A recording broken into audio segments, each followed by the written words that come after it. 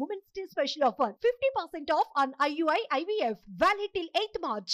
గెలిపే లక్ష్యంగా వైనాట్ 175 అని చెప్పి సిద్ధం అని చెప్పి మేము సిద్ధంగా ఉన్నాం అని చెప్పి అన్ని రకాలుగాను మేము ముందుకెళ్తున్నాం. ఎన్నికల నోటిఫికేషన్ వచ్చినాక రాకముందు మేనిఫెస్టో కూడా రిలీజ్ చేస్తారు. ఎందుకు అంత కంగారు?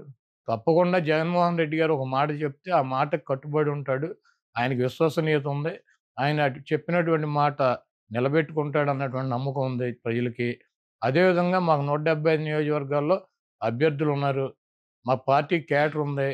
మాకు ఐపాక్ టీం ఉంది. మాకు పబ్లిసిటీ చేసుకోవటాకో లేకపోతే గడప గడపకి జగన్మోహన్ రెడ్డి గారి మేనిఫెస్టోని జారీ చేయడానికి 24 గంటల సమయం మాకు చాలు. కాబట్టి మేనిఫెస్టో జగన్మోహన్ రెడ్డి గారు రిలీజ్ చేస్తారు. వెయిట్ చేయండి. చంద్రబాబు గారు సచివాలయాన్ని కూడా తాకట్టు పెట్టేశారని ఈ రాష్ట్రంలో 4 లక్షల కోట్ల రూపాయలు అప్పులు ఉన్నాయి. దాంట్లో 2,50,000 కోట్ల రూపాయలు చంద్రబాబు నాయుడు చేశాడు. 4 లక్షల రూపాయల్లో 2,50,000 కోట్ల రూపాయలు జగన్మోహన్ రెడ్డి గారు చేసినటువంటి అప్పులు. ప్రభుత్వ ఆస్తులు తాకట్టు పెట్టకుండా బ్యాంకులో లోన్ ఇస్తారా? ప్రభుత్వ ఆస్తి తాకట్టు పెట్టకుండా బ్యాంకు లోన్ ఇస్తాడా? పలానా తాకట్టు పెట్టాలి, పలానా తాకట్టు పెట్టకూడదు, పలానాది మార్టిగేజ్ చేయాలి, పలానా షూటీ చేయాలని ఏమన్నా డాక్టర్ బిఆర్ అంబేద్కర్ గారు రాజ్యాంగంలో రాశారా? సెక్రటేరియట్ ఏంటి చంద్రబాబు గడిదా? ప్రభుత్వాన్ని. ప్రభుత్వం డబ్బులు కావాల్సి వచ్చినప్పుడు, ప్రజలకు అవసరమైనప్పుడు, బ్యాంకుల్లో డబ్బులు కావాల్సి వచ్చినప్పుడు మార్టిగేజ్ చేస్తారు, తాకట్టు పెడతారు, మళ్ళీ డబ్బులు కడతారు, రిలీజ్ చేసుకుంటారు. సెక్రటేరియట్ అని ఇది బాబుగడి సొత్తా, చంద్రబాబు గడి బాబుగడి సొత్తా? ఇది తాకట్టు పెట్టారు, అది తాకట్టు పెట్టారంటే వీడు పెట్టినయే పెట్టాలా?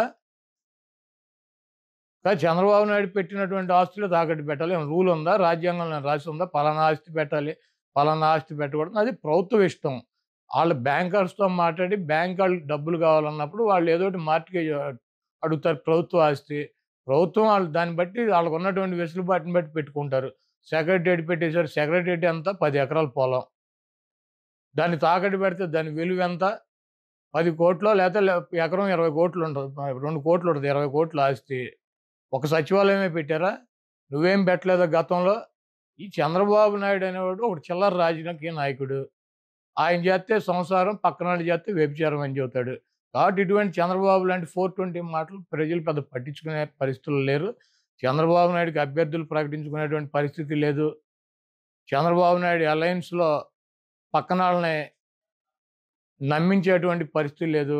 ఆ ఓట్ బ్యాంకు ట్రాన్స్ఫర్ అయ్యేటువంటి పరిస్థితి లేదు. నేను ఒకటే అడుగుతున్నా, చంద్రబాబుని సమాధానం చెప్పమనండి. 30 మంది పైన తన సామాజిక వర్గం 3% ఉన్న వాళ్ళకి 30 మంది కమ్మ వాళ్ళకి సీట్లు ఇచ్చాడు చంద్రబాబు నాయుడు. పవన్ కళ్యాణ్ అడ్డం పెట్టుకుని కాపులు ఓట్లు గంపగొత్తుగా వేయించుకోవాలని ప్రయత్నం చేస్తున్నాడు. 20% పైన ఉన్నటువంటి సామాజిక వర్గానికి ఆయన ఇచ్చిన సీట్లు అన్ని 24గా. ఆయన కులానికి ఇచ్చుకున్నటువంటి 30 సీట్లు ఆయన ఇచ్చేసుకున్నాడు ఆయన పార్టీలో. మరి 20% సామాజిక వర్గం ఉండి వాళ్ళ ఓట్లతో గెలవాలని చెప్పి ప్రయత్నిస్తున్నటువంటి చంద్రబాబు పవన్ కళ్యాణ్కి ఇచ్చే సీట్లన్నీ 24గా. దాంట్లో అసలు 10-14 సీట్లు తెలుగుదేశం పార్టీ పోటీ చేసినా ఓడిపోయేటువంటి డిస్పోజల్ సీట్లు ఇచ్చాడు. ఇవన్నీ ఆ సామాజిక వర్గం గమనించట్లేదా? చంద్రబాబు నాయుడికి బుద్ధి చెప్పరా?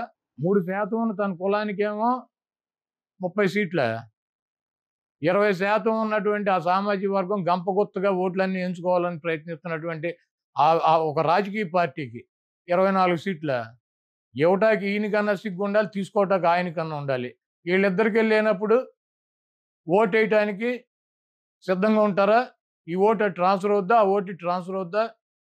మేమిద్దరం కలిసాము, మీ ఇద్దరు కలిస్తే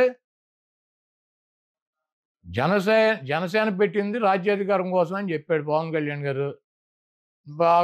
ఎప్పుడు కమ్మ రెడ్డి వాళ్ళేనా అధికారంలో ఉండేది? SC, ST, BC minority